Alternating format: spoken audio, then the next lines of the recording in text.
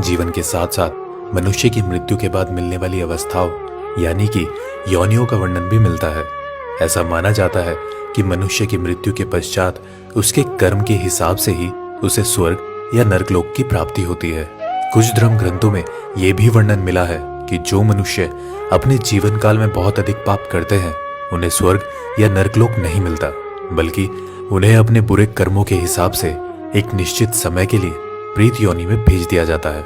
जब इंसान जिंदा होता है तो पृथ्वी पर मौजूद खाने की चीजें खाकर जीवित रहता है, लेकिन क्या आप जानते हैं कि जब पापात्मा मनुष्य को प्रेत योनि में डाला जाता है तब वह वहां आहार के रूप में क्या ग्रहण करता है? इस वीडियो में हम आपको प्रेत के आहार से जुड़ी एक पौराणिक कथा बताने जा रहे हैं, जिसका वर्णन स्कंद पुराण में नागरखंड पूर्वार्ध में मिलता है। स्कंद पुराण की एक कथा के अनुसार पूर्व काल में विदुरथ नाम से प्रसिद्ध एक हैयवंशी राजा हुआ करता था, जो बड़े बड़े यज्ञ कराने वाले दंपत्ति तथा प्रत्येक कार्य में दक्ष थे। एक समय राजा विदुरथ अपनी सेना के साथ हिंसक पशुओं से भरे हुए एक वन में शिकार खेलने के लिए गए। वहां उन्होंने सर्प के समान वैशल्य बाणों से कितने ही चीते, बाघ और सिंह जैसे कई हिंसक पशुओं को मार गिराया।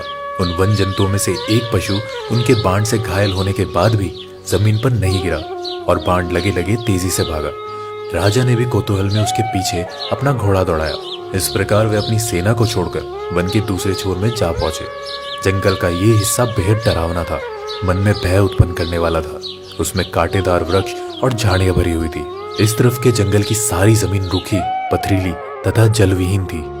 उस दुर्गम वन का अंत ढूंढते हुए राजा विदुरथ अपने घोड़े को कोड़े से पीट पीट कर हाँकने लगे। घोड़ा हवा से बातें करने लगा और उसने राजा को सब जंतुओं से दूर एक दुर्गम जगह पहुंचा दिया। अंत में घोड़ा भी जमीन पर गिर पड़ा। तदंतर भूख प्यास से व्याकुल राजा उस वन के भीतर पैदल ही चलने लगे और एक जगह लड़खड़ाकर गिर पड़े। इतने में ही उन्होंने आकाश में अत्यंत भयंकर दिखने वाले 3 जीव देखे। उन्हें देखकर राजा डर से थर्रा उठे। उन तीनों ने भी राजा को देख लिया था। अपना अंत निकट समझकर विदुरथ सहमी सी आवाज में बोले, तुम लोग कौन हो? मैं भूख प्यास से पीड़ित राजा विदुरथ हूँ। शिकार के पीछे पीछे मैं यहाँ आ पहुंचा। तब उन तीनों प्रेतों में से जो सबसे ज्येष्ठ था उसने विनयपूर्वक हाथ जोड़कर कहा, महाराजा, हम तीनों प्रेत हैं और इस वन में रहते हैं। अपने कर्म जनित दोषों से हम लोग ये प्रेत योनि का दुख उठा रहे हैं। मेरा नाम मासंद है, यह मेरा दूसरा साथी विदेवत है और तीसरा कृतघ्न है, जो हम सबसे बढ़कर पापात्मा है। राजा विदुरथ अचरज में पड़ गए। उन्होंने मासंद से पूछा, प्रेत क्या होता है?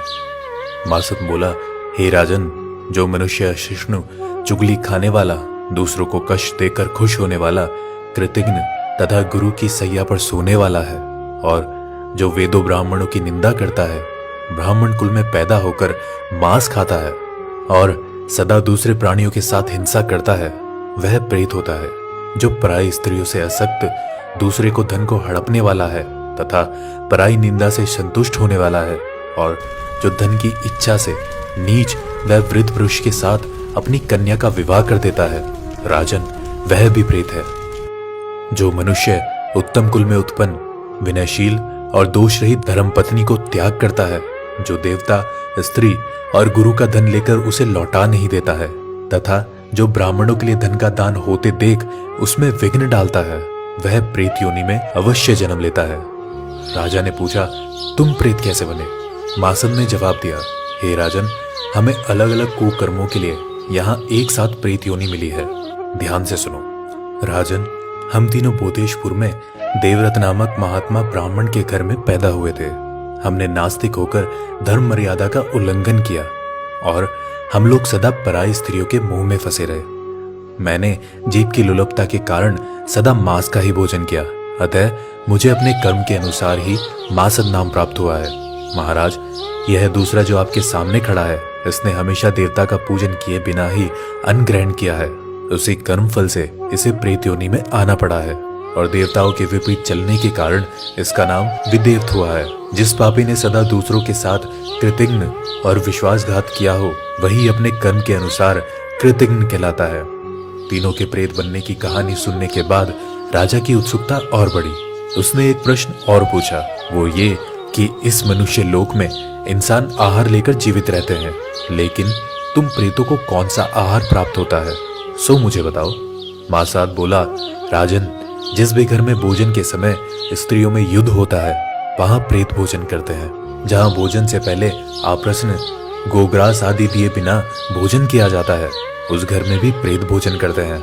जिस घर में कभी झाड़ू ना लगती हो, जो कभी कोचर आदि से लीपा नहीं जाता तथा जहां मांगलिक कार्य और अतिथि आदि का सत्कार नहीं होते, हम वहां भी भोजन करते हैं।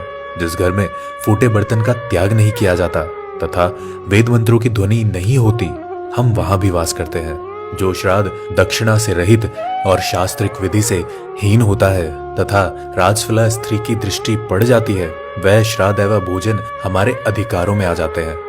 जो अर्म, केश, मूत्र, हड्डी और कफ आदि से संयुक्त हो गया है और जिसे हीन जाति के मनुष्य ने छू दिया है, उस पर भी हमारा अधिकार हो जाता है और यही हमारा आहार भी है। इस प्रकार मासद ने प्रेतों के आहार का पूरा वर्णन राजा विदुरथ को दिया।